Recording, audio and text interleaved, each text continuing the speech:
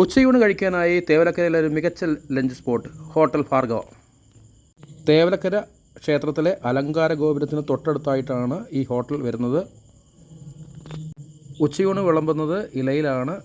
ജയ റൈസാണ്. ഒഴിക്കാനായിട്ട് പരിപ്പുണ്ട്, മീൻചാറുണ്ട്.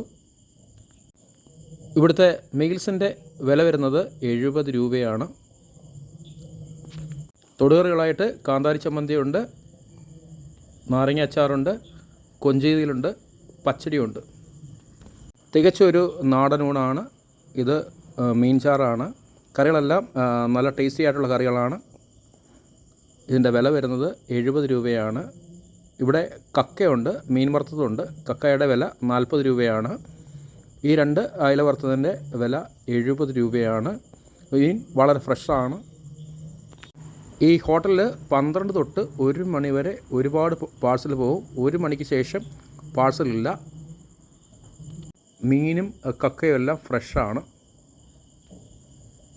Seating capacity കുറവായതിനാൽ ഊണ് കഴിക്കാനായിട്ട് നീണ്ട ക്യൂ കാണും. ഹോട്ടൽ തുറക്കുന്ന 1 മണിക്ക് തന്നെ നിരവധി ആളുകൾ ഇവിടെ ഉണ്ണാനായിട്ട് ക്യൂ നിൽക്കുകയാണ്. മീൻ അടങ്ങിയ പാഴ്സലിൻ്റെ വില വരുന്നത് 120 രൂപയാണ്. തികച്ചും ഹൃദ്യമായ രുചിയൂണാണ് തേവലക്കരയുള്ള ഹോട്ടൽ ഭാർഗവയിലേത്.